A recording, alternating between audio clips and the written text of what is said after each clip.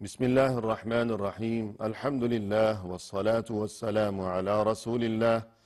وعلى آله وأصحابه أجمعين أما بعد ناظرین کرام السلام علیکم ورحمۃ اللہ وبرکاتہ۔ شرح الادب المفرد کے عنوان سے اس پروگرام کے ہمراہ ہم آپ کی خدمت میں حاضر ہیں، اور اس سے قبل گزشتہ ملاقات کے موقع پر امام بخاری رحمہ اللہ کی یہ کتاب کہ جس کا نام ہے الادب المفرد،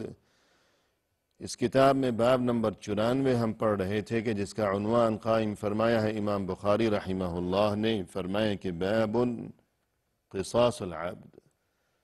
یعنی اگر اس دنیا کی زندگی میں کسی نے اپنے غلام کے ساتھ کوئی ظلم و زیادتی کا معاملہ کیا ہے، وہ کسی بھی شکل میں ہو، تو اسے یہ بات یاد رکھنی چاہیے کہ اس کی طرف سے ظلم و زیادتی کا یہ معاملہ یہ ضائع ہونے والی چیز نہیں ہے، بلکہ اللہ کے ہاں اسے لکھ لیا گیا ہے، محفوظ کر لیا گیا ہے۔ اور یہ کہ اگر اس دنیا کی زندگی میں ہی اس نے ظلم و زیادتی کے اس سلسلے کی تلافی نہیں کی، تو اب وہاں قیامت کے دن اللہ کی عدالت میں بدلہ دلایا جائے گا، انصاف کیا جائے گا۔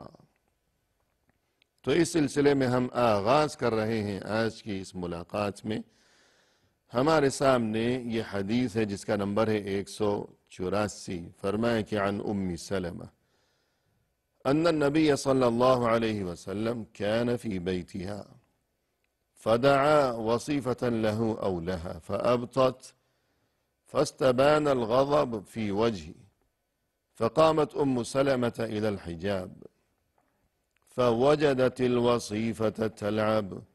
ومعه سواك، فقال لولا خشية القود يوم القيامة لأوجعتك بهذا السواك۔ ام سلمہ رضی اللہ عنہا فرماتی ہیں، ام سلمہ یعنی جو کہ امہات المؤمنین میں سے ہیں، رسول اللہ صلی اللہ علیہ وسلم کی جو ازواج مطہرات ہیں جنہیں امہات المؤمنین کہا جاتا ہے، یعنی تمام ایمان والوں کی مائیں، انہی امہات المؤمنین میں سے ہیں یہ ام سلمہ، یعنی رسول اللہ صلی اللہ علیہ وسلم کی زوجہ مطہرہ۔ اور یہاں ناظرین کرام مختصر اشارہ یہ بھی ہو جائے کہ یہ لفظ ہے ام سلمہ، سلمہ، جبکہ ہم دیکھتے ہیں کہ اردو دان طبقے میں اکثر و بیشتر بہت سے تعلیم یافتہ افراد، اچھے خاصے لوگ، وہ جب امہات المؤمنین کا تذکرہ کیا کرتے ہیں کہ فلاں فلاں اور فلاں، تو ام سلمہ کا نام سبھی لوگ ہم دیکھتے ہیں کہ یوں کہتے ہیں کہ ام سلمہ، سبھی لوگ جو بھی اردو بولنے والے ہیں۔ لیکن ہمیں یہ بات معلوم ہونی چاہیے کہ یہ تو حدیث کا معاملہ ہے، اور قرآن و حدیث کے جو معاملات ہیں تو کوشش کی جانی چاہیے کہ اس میں لغوی اعتبار سے بھی غلطی سے اجتناب کیا جائے، گریز کیا جائے۔ تو یہ ام سلمہ نہیں، یہ لفظ ہے ام سلمہ۔ اور مزید ہمیں یہ بات بھی معلوم ہونی چاہیے کہ عربی لغت میں جو سلمہ ہے، سلمہ وہ لڑکی کا نام ہے، سلمہ، سین، اس کے بعد لام، لام کے اوپر سکون ہے، اس کے بعد میم، اور اس کے بعد یا ہے، گول یا جو ہوتی ہے، اور اس یا کے اوپر کھڑی زبر ہے۔ سلمہ جیسے صغرا لکھا جاتا ہے، کبرا لکھا جاتا ہے، اسی طرح سلمہ، وہ سلمہ لڑکی کا نام ہے، مؤنث کا نام ہے، جبکہ یہ ہے ام سلمہ۔ تو سلمہ جب بھی ہوگا وہ لڑکی کا نہیں، وہ لڑکے کا نام ہے۔ عربی میں سلمہ لڑکے کا نام ہے، سین کے اوپر زبر، پھر لام کے اوپر بھی زبر، میم کے اوپر زبر، اور آخر میں یا نہیں ہے بلکہ ہا ہے جو کہ جڑی ہوئی ہے، جیسے علامہ کے آخر میں ہا جڑی ہوئی ہے۔ تو یہ سلمہ ہے جو کہ لڑکے کا نام ہے، اور یہ ام سلمہ جو کہ رسول اللہ صلی اللہ علیہ وسلم کی زوجہ مطہرہ تھی، ان کے پہلے شوہر جو کہ شہید ہو گئے تھے، ان سے یہ ان کا بیٹا تھا جس کا نام تھا سلمہ، اور یہ مشہور ہے ان کا بیٹا تاریخ میں۔ اور ایک بہت ہی مشہور و معروف حدیث ہے کہ یہ رسول صلی اللہ علیہ وسلم کے یہ ربیب تھے. ربیب یعنی انسان نے شادی کی ہے اور بیوی کے ساتھ کوئی ایسی اولاد آئی ہے جو بیوی کے پہلے شوہر سے ہے. تو نئے شوہر کے لیے یہ اولاد جو بیوی کے ساتھ آئی ہے اسے ربیب کہا جاتا ہے. تو مشہور حدیث ہے کہ جو سلمہ رسول صلی اللہ علیہ وسلم کے ربیب تھے، یعنی یہ لڑکا تھا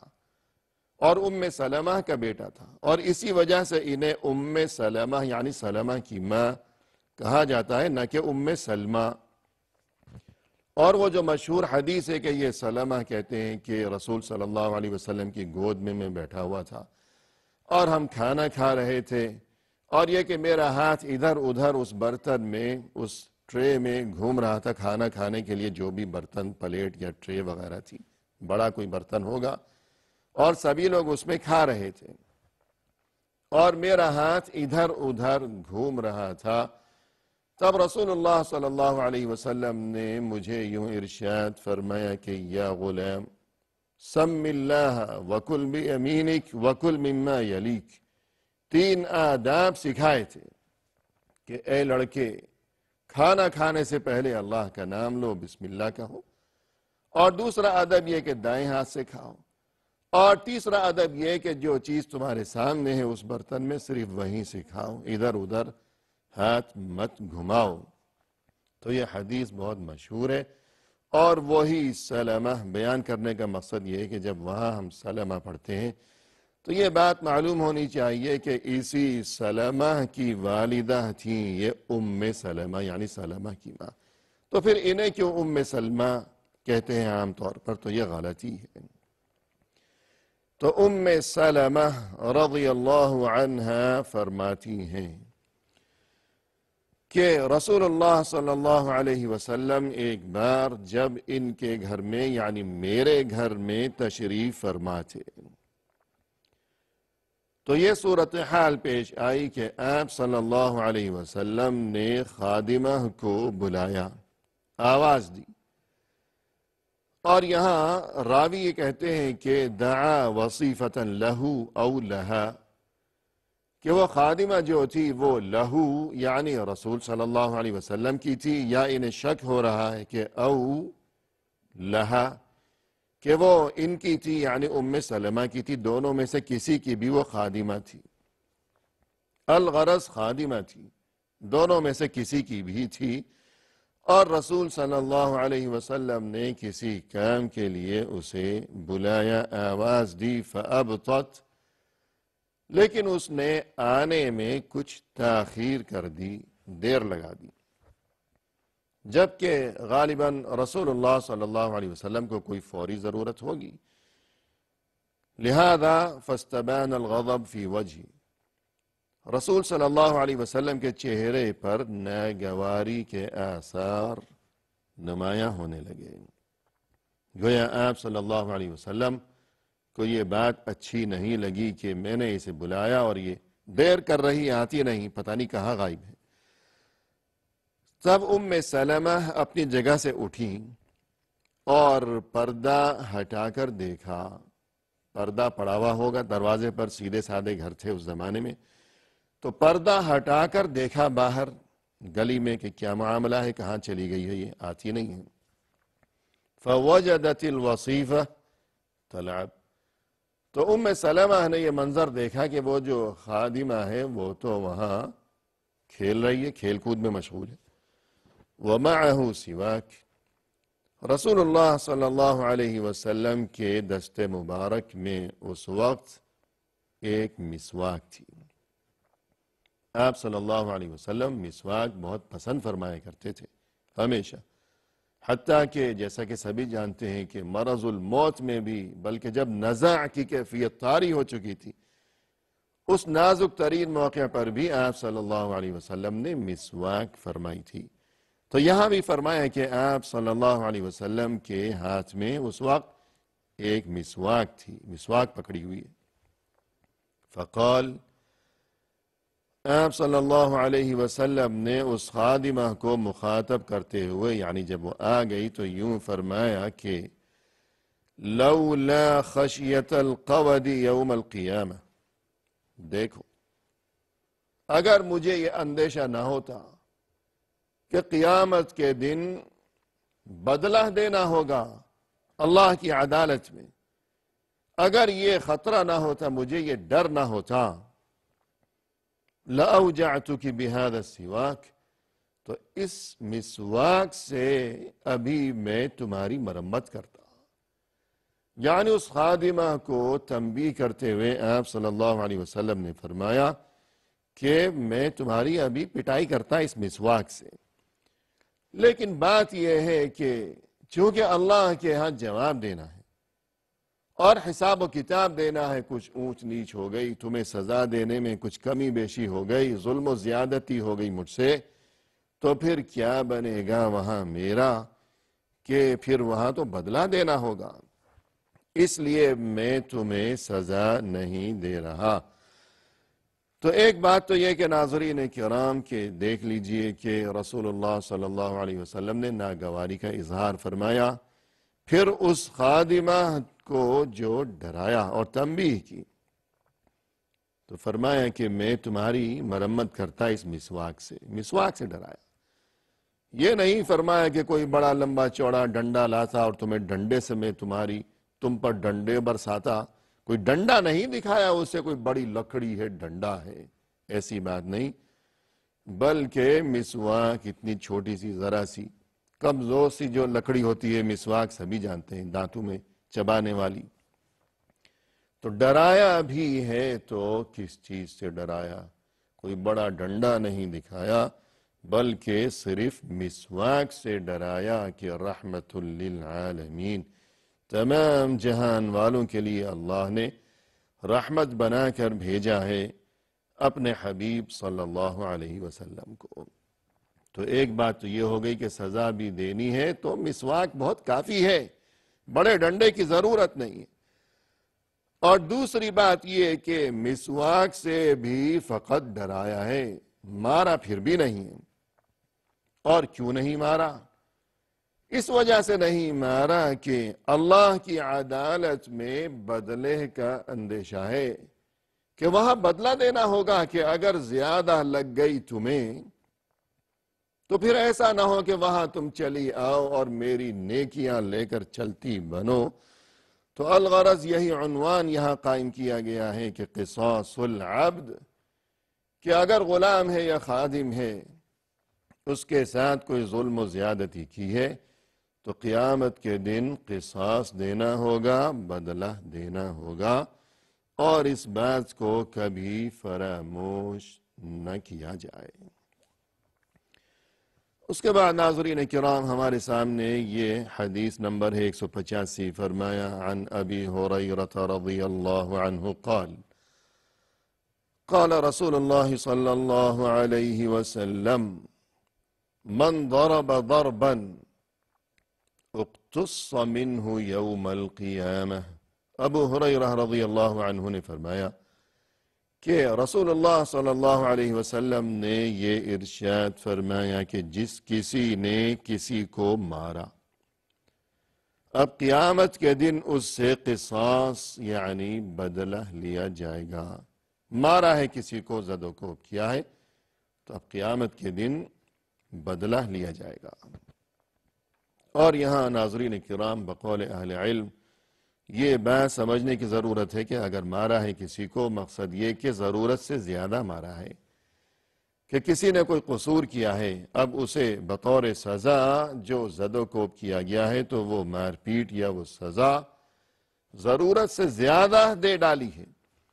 یا یہ کہ بغیر کسی قصور کے ناحق کسی کو مارا ہے، تب بدلہ دینا ہوگا۔ ورنہ یہ کہ اگر جائز طور پر مارا ہے کہ اسے حق حاصل ہے کہ اسے مارے، کہ اس نے قصور ہی ایسا کیا ہے، جرم ہی ایسا کیا ہے، اور جو اسے سزا یہ دے رہا ہے، مار رہا ہے، وہ حد کے اندر ہے، اس قصور کے مطابق ہے، تب بدلے کی یہ بات نہیں ہے۔ اگر ضرورت سے زیادہ سزا دی ہے یا ناحق سزا دی ہے تب بدلہ دینا ہوگا۔ اور اسی بات کی وضاحت و صراحت آگے حدیث میں موجود ہے کہ یہی حدیث اور ابو ہریرہ رضی اللہ عنہ سے ہی مروی ہے، لیکن ابو ہریرہ رضی اللہ عنہ کے بعد آگے جو راویوں کا سلسلہ ہے، جو سند ہے، جو ان سے روایت کرنے والے ہیں، جو ان کے شاگرد ہیں، تو وہ سند کچھ مختلف ہے۔ تو یہ جو ان کے دوسرے راوی ہیں، انہوں نے اسی حدیث کو ابو ہریرہ رضی اللہ عنہ سے یوں روایت کیا ہے، اور یہاں اس نئی حدیث کا نمبر ہے الادب المفرد میں 186۔ فرمائے کہ عن ابی ہریرہ رضی اللہ عنہ عن النبی صلی اللہ علیہ وسلم قال من ضرب ظلما اقتص منہ یوم القیامہ، کہ فرمایا ابو ہریرہ رضی اللہ عنہ نے کہ رسول اللہ صلی اللہ علیہ وسلم نے یوں ارشاد فرمایا، من ضرب ضربا ظلما، کہ کسی نے کسی کو مارا ہے ظلم کے طور پر۔ گزشتہ حدیث میں یہ ظلم کا لفظ نہیں تھا، لیکن یہاں وضاحت آ گئی کہ مارا ہے ظلم کے طور پر، تو اقتص منہ یوم القیامہ، قیامت کے دن اب بدلہ دینا ہوگا، قصاص دلایا جائے گا اس مظلوم کو، اس ظالم سے۔ لہذا اس بارے میں معاملے کی نزاکت کو یاد رکھنا ضروری ہے۔ اور ناظرین کرام، اسی کے ساتھ یعنی حدیث نمبر 186 کے ساتھ یہ باب جس کا عنوان قائم فرمایا تھا امام بخاری رحمہ اللہ نے، قصاص العبد، یہ باب مکمل ہو چکا۔ اور اس کے بعد ہمارے سامنے یہ نیا باب ہے جس کا نمبر ہے 95، اور جس کا عنوان ہے باب اکسوہم مما تلبسون، یعنی انہیں تم پہناؤ، انہیں یعنی جو تمہارے غلام ہیں، جو تمہارے خادم ہیں، نوکر چاکر ہیں، انہیں تم لباس پہناؤ جیسا لباس تم خود پہنتے ہو، جیسا خود پہنتے ہو ویسا ہی انہیں بھی پہنایا کرو۔ اور ناظرین کرام، یہاں بقول اہل علم اس سے مراد یہ ہے کہ بہتر یہ ہے کہ انسان جیسا لباس خود پہنتا ہے ویسا ہی لباس اپنے خادم کو یا غلام کو بھی پہنایا کرے۔ یہ جو حکم ہے رسول اللہ صلی اللہ علیہ وسلم کی طرف سے، صحابہ کرام نے اسے جو سمجھا ہے کہ اللہ کے دین کو اور رسول صلی اللہ علیہ وسلم کے ہر حکم کو سمجھنے کے معاملے میں وہی صحابہ کرام رضوان اللہ علیہم اجمعین وہ سب سے آگے تھے اس معاملے میں کہ اس حکم سے کیا مراد ہے۔ لہذا انہوں نے جو سمجھا ہے تو یہی سمجھا کہ جیسا لباس انسان خود پہنتا ہے اپنے غلام کو اور نوکر کو بھی ویسا ہی پہنایا کرے۔ یہ حکم جو ہے یہ استحباب پر محمول ہے کہ یعنی ایسا کرنا بہتر ہے، مستحب ہے، لیکن ضروری نہیں ہے۔ ضروری یہ ہے کہ انہیں مناسب لباس پہنایا جائے، اس کا انتظام کیا جائے، مناسب لباس، نہ کہ خود اپنے جیسا۔ اپنے جیسا ہو تو بہت اچھی بات ہے، نہ ہو تو کوئی حرج نہیں۔ انشاءاللہ آئندہ ملاقات کے موقع پر ناظرین کرام اس سلسلے میں مزید گفتگو لیے ہوئے ہم حاضر خدمت ہوں گے۔ وآخر دعوانا ان الحمد للہ رب العالمین۔